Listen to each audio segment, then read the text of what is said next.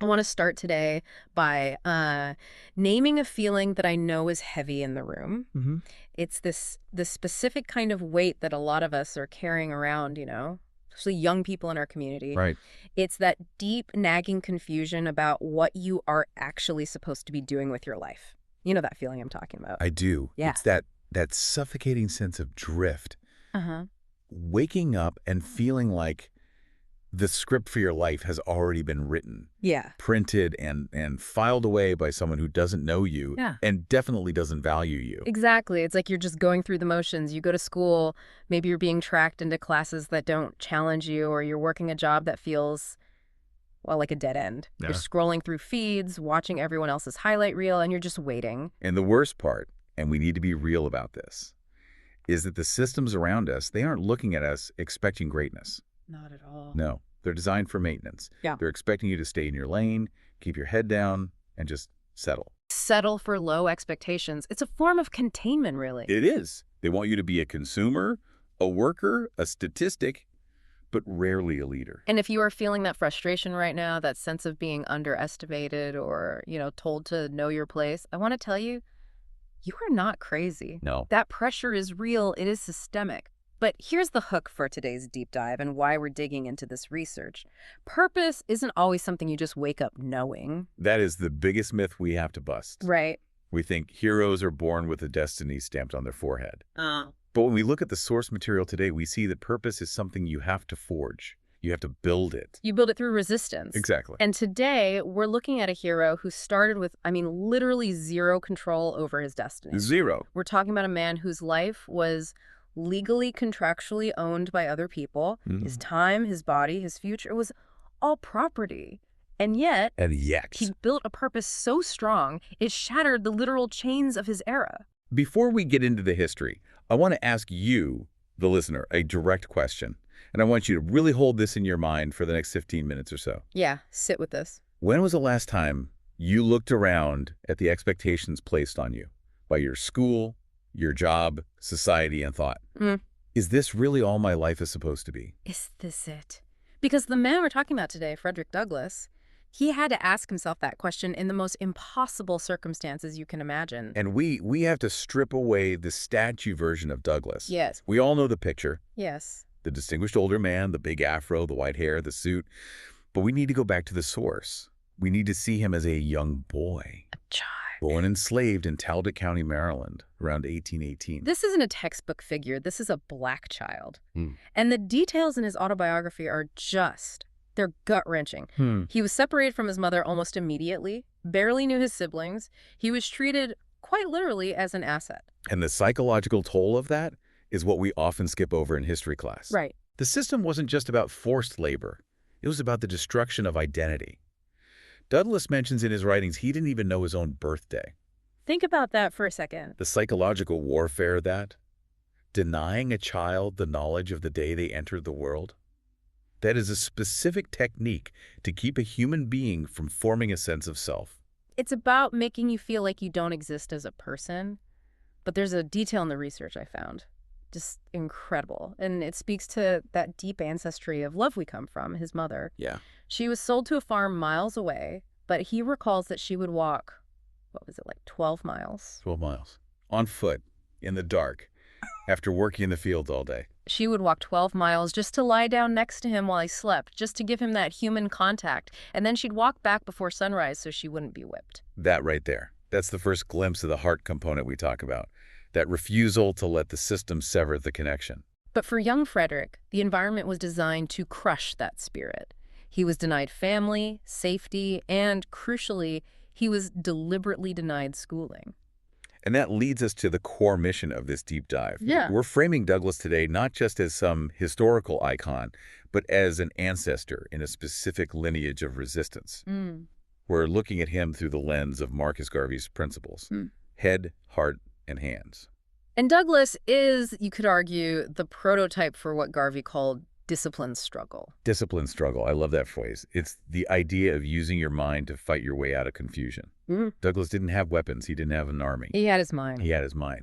And he had to figure out how to discover his purpose in a world that was legally designed to keep him ignorant. So the big question for us today is, how do you find a mission When the world tells you your only value is your labor. When the world tells you that you're just a tool for someone else's profit, Yeah. you have to find a flashpoint, a moment where the mechanism of the whole system is revealed to you. And for Douglas, that moment came when he was sent to Baltimore around, what, age 8? About 8 years old. This scene is so cinematic. If this were a movie, this is the part that kicks everything off. It is. He's sent to live with Hugh and Sophia Auld. And Sophia Auld, according to the text, she hasn't really been hardened by the culture of slaveholding yet. Right. She's new to it. She's, a kind person who doesn't really understand the rules of the system. So she just acts like a human being. Correct. She treats him like human child, which was a radical act in itself. And in a moment of simple humanity, she starts teaching him the alphabet alongside her own son. Imagine that shift. For a kid who has been treated like livestock, suddenly this woman is showing him that these marks on a page have meaning. ABC. He's realizing there's a code to the world. He's cracking the algorithm. But then the catalyst happens. And this is probably the most important moment in his early life. Hugh Auld, the husband, walks in and discovers what's happening. And it just explodes. He's furious. But listen closely to the reasoning he gives, because you can be sure Douglas was listening. This is the part that gave me chills reading it. It reveals everything. Hugh Auld commands Sophia to stop immediately. He says, and I'm paraphrasing the historical record here, that if you teach him how to read, there will be no keeping him. Wow. He said it would unfit him to be a slave. Unfit him to be a slave. Let's just pause on that. That is such a loaded phrase. And he went on to say it would make him unmanageable and unhappy, because once he knows, you see, he can't be content in his chains. So Hugh Auld was basically laying out the blueprint for the entire institution. He was saying that the whole thing relied on black people not knowing their own potential. And here's where it gets really interesting. For most kids, getting yelled at like that by an authority figure would be terrifying. You'd shrink back. You'd try to forget the letters. But for Douglas, it was the epiphany. He reverse engineered the oppression. Exactly. He realized, wait a minute. The white man's power to enslave me relies entirely on keeping me ignorant. That was the flashpoint. He understood that literacy wasn't just like a school subject. No. Literacy was the direct path to freedom of mind. The master wasn't afraid of Douglas's muscles. He was afraid of his mind. And that realization just changed the whole game. Right. If they don't want me to know this, then this is exactly what I need to know. It's like reverse psychology on a life or death level. So what did he do? The formal lesson stopped. Yeah, Sophia actually turned mean. She tried to stop him from reading anything. She did. But the learning accelerated. This is where the Douglas discipline really kicks in. He began a campaign of secret learning. He's a child in Baltimore, running errands. And he realizes he has access to something valuable. Bread. The bread strategy. I love this. It's pure hustle. Total hustle. Yeah. He takes bread from the house food he's supposed to be eating, and he meets up with the poor white boys in the streets. These boys are hungry physically. Douglas is hungry mentally. He trades bread for reading lessons. That is the definition of resourcefulness. I will give you what I have to get what I need. He's also looking at discarded newspapers in the gutter. He's finding pieces of chalk and copying letters onto fences, onto pavements, brick walls. Anywhere he can find a surface, he's practicing. He's training his mind in secret while everyone else thinks he's just playing or running errands. And there's another detail in the notes here about a specific book, The Columbian Orator. Right. He scraped together his own money for that. Pennies he earned, shining boots. And that book was critical. It wasn't just a speller. It had speeches about liberty, about human rights. It gave him the vocabulary to describe what he was feeling. So he didn't just feel that slavery was wrong anymore. Now he had the intellectual ammunition to prove it. I want to pause right there and just ask you, listening to this, what is your flashpoint? Is there something you've been told not to learn? Something you've been told isn't for people like you? Or maybe something society says is a waste of time, but deep down you feel pulled toward it. Could that very thing be the key to your own liberation? Because for Douglas, the thing they tried to withhold from him became his ultimate weapon. And this connects so perfectly to the framework we use in this series, the Garvey alignment. Head, heart, and hands. Let's break down how Douglas embodies this, starting with the head. The head is the mindset. Marcus Garvey taught that intelligence rules the world, and he believed that mental liberation has to happen before physical liberation. Douglas is the perfect example of this. Perfect.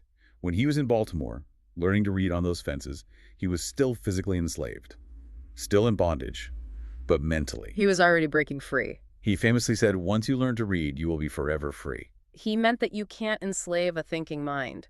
You can shackle the body, but once the mind knows the truth, the whole hierarchy just collapses. Precisely. Garvey also said, ignorance carries the burden. Douglass refused to carry that burden any longer. So the head is that shift in thinking from I am a slave to I am a man being held captive. That's a huge distinction. Huge. Now, let's move to the heart. This is about purpose, resilience. Because it wasn't all just reading books. I mean, he faced real physical brutality. The heart is where that confusion transforms into a clear mission. But we have to talk about the breaking point to understand the heart. Yeah. Douglass was sent back to the plantation environment to a man named Edward Covey. Covey, the slave breaker. This part of the story it's hard to read. Covey's specific job was to crush the spirit of unmanageable enslaved men.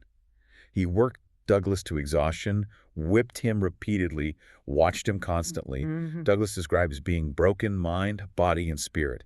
He said, the dark night of slavery closed in upon me. He stopped reading. He stopped dreaming. That's the danger zone. That is where the system wants us, broken. But then the heart kicks back in. Yeah. One day, Covey goes to whip him, and Douglass, this teenage boy who's been starved and beaten, decides no more.